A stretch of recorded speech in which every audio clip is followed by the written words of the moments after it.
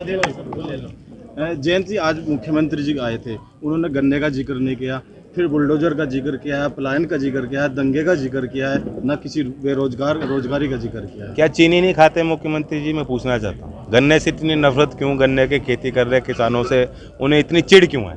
और हमारी गर्मी उन्हें पसंद क्यों नहीं? हम तो गर्म हैं, थे, रहेंगे। उन्हें हमारी बात करनी चाहिए, किसानों की बात करनी चाहिए थी। इससे बेहतर मौका क्या होता है? चुनाव के वक्त तो लोग सुनना चाहते हैं, मीठी बात सुनना चाहते हैं। अब भी आप कड़वी बात कर रहे हो, बुलडोज़र की धौंस दिखा रहे हो, तो बुलडोज़र की चाबी तो मुजफ्फरनगर वालों के हाथ में है, आपके हाथ में नहीं रहेगी ज़्यादा देर। उन्होंने कहा कि सरकार, जो पिछली सरकार थी, पहले किसानों के हाथ में तमंचे होते थे, आज फावला है। कि कौन से किसान थे जिनके हाथ में तमंचे होते थे? किसान तो मेहनत ही करता आया है, मेहनत ही कर रहा है, आज भी कर रहा है। किसान नहीं होते तो ये देश होता क्या? किसान के हाथ में वो हथियार हैं जो इंडियन आर्मी के जवानों को दिए जाते हैं, क्योंकि किसान की अगली पीढ़ी वही काम कर रही है। तो किसानों का तो भारी अपमान करके बोल के चले गए मुख्यमंत्री जी, अगर उनके ये बोल हैं। मुझे पर्ची दिखाई, पर्ची पे शून्य लिखा है, क्योंकि रेट कुछ लिखा ही नहीं है। तो ये तो नाकामी किसी मिल मालिक की नहीं है, मिल की नहीं, उद्योग की नहीं, ये तो सरकार की नाकामी, सरकार की जिम्मेदारी बनती है। बुआई के समय ही अगर ये रेट खुल जाए, केंद्र सरकार भी एफआरपी घोषित कर चुका है ना, तो कितने समय पहले। तो अगर एफआरपी घोषित हो सकता था तो राज्य में ये एसएपी घोषित क्यों नहीं करना चाहते? रेट होता, किसान अपना हिसाब लगाते। आज किसान को मालूम नहीं कब मिलेगा पेमेंट, कितना मिलेगा, किस हिसाब से मिलेगा। जैन जी, क्या 5 साल पुराने जो मुद्दे हैं, जैसे पलायन के लेके या बुलडोजर के लेके, क्या मैं साफ कर दूं, पलायन तब भी मुद्दा नहीं था। आदरणीय हुकुम सिंह जी दिवंगत हैं, आज हमारे साथ बीच नहीं है। जब उन्होंने वो विषय उठाया तो उनका जो एक समीकरण था वो बिगड़ गया, और उसके बाद वो चुनाव नहीं जीत पाए। यानी उनकी फैमिली से भी जब मृगांका भी लड़ी, उन्होंने भी कोशिश की इस मुद्दे को उठाने की, वे भी चुनाव नहीं जीत पाई। तो यानी जिन मुद्दों का कोई सरोकार नहीं, पब्लिक उस विषय को स्वीकार नहीं रही, लेकिन मुख्यमंत्री जी अड़े हुए हैं उस पर। जयंत चौधरी, मुख्यमंत्री ने कहा है कि चौधरी चरण सिंह जी अपराधियों को दूर रहते थे, अपराधियों को पास नहीं आने देते थे, लेकिन जयंत चौधरी ने एक अपराधी को टिकट दिया। देखिए, सेंगर जी के साथ मंच उन्होंने साझा किया, ये जो विधायक हटे हैं, क्यों हटे हैं? ये मतलब ये अपराध में ही तो हटे हैं, अपराधी थे। दोबारा इनको टिकट ही क्यों दी थी जब आपको मालूम था? इन्हें तो मालूम था, सरकार पे पूरी सूचना रहती है इनके पास, इंटेलिजेंस होती है इनके पास, उन्हें मालूम है क्या चल रहा है।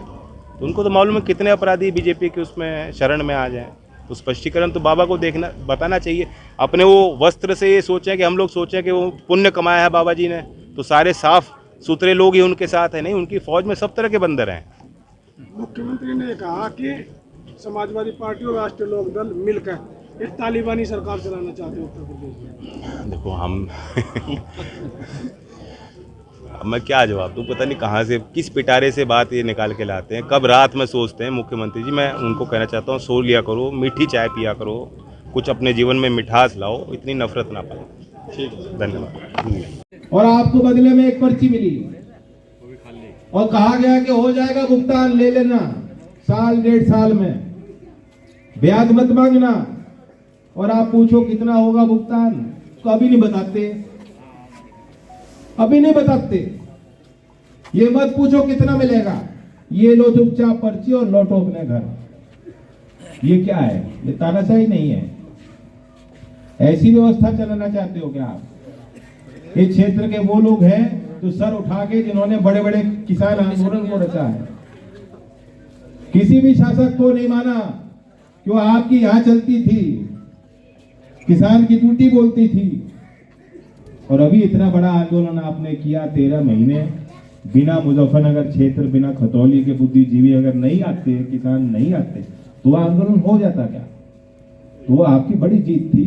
हमारे तो हौसले उससे और बड़े हैं। लोग तो कहते थे सरकार झुकेगी नहीं, प्रधानमंत्री कभी माफी नहीं मांगेंगे, प्रधानमंत्री कभी गलती नहीं करते, बहुत सोच समझ के वो निर्णय लेते, वो कभी पीछे नहीं हटते।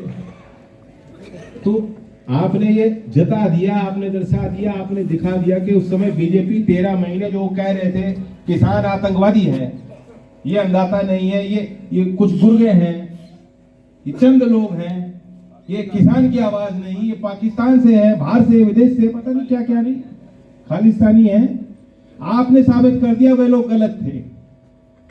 लेकिन अब किस मुंह से उठा के, ये तो बहुत ही बड़ा कोई बेशर्म होगा, तो वो सब कह के एक दिन घूम के कह जी कोई बात नहीं जी अब मैं आ गया, गलती हो गई, नहीं गलती होगी भी नहीं कह रहे। आज जो बीजेपी का आदमी कोई आपके गांव में आ रहा है उससे पूछ लेना, वो ये नहीं कह रहे गलती हो गई, कह रहे चलो भूल जाओ ना, भूल जाओ कोई बात नहीं। 13 महीने तुम्हारी भाषा क्या थी? 13 महीने बता दो तुम एक दिन वहां क्यों नहीं गए? तुम ऐसे दर्शा रहे थे कि ये दुश्मन देश की राजधानी के बाहर खड़े हैं, इन्हें नहीं घुसने देना। और जब समझौता हुआ था तो देश के कृषि सचिव ने खुद चिट्ठी पे हस्ताक्षर लिखे उनके, और वो दर्ज है बात, उन्होंने मांगे मानी किसानों की और कहा कि हम कमेटी बनाएंगे, एमएसपी किसानों को मिलेगी, और हम जो मरे हैं 700 किसान उनके घर वालों को उनके सम्मान में कुछ मुआवजा दिलवाएंगे और सारे मुकदमे वापस होंगे। सुन लो, कुछ नहीं तो आपको पता है कुछ नहीं हुआ, कुछ नहीं हुआ, ये तो फिर और लड़ाई लड़नी है। कैसे लड़ोगे लड़ाई? ये वक्त है कि जो ताकतवर पहलवान है उन्हें घी पिलाओ, बादाम खिलाओ, तो वर्जिश कर, तैयार हो जा, आगे और कूच करनी है। तो हम तो तैयार हैं, और इसलिए मैं आपके यहाँ मांगने आया हूं, हमारा एक विधायक और बनेगा तो हमारी तैयारी और दुरुस्त हो जाएगी।